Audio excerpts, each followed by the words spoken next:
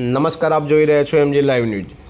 વિસનગર શહેરના summer diamond પરિવાર દ્વારા એક નવતર અભિગમ સાથેનો સંવાદ કાર્યક્રમ એટલે સુખનું સરનામું એવા સરસ કાર્યક્રમનું આયોજન આજે સાંજે કરવામાં આવ્યું છે। એટલે કે 13 એપ્રિલ રવિવારે સાંજે 3:30થી સાંજે 6 કલાકે સમર્થ હાઉસ પાલરી રોડ ખાતે યોજાઈ છે।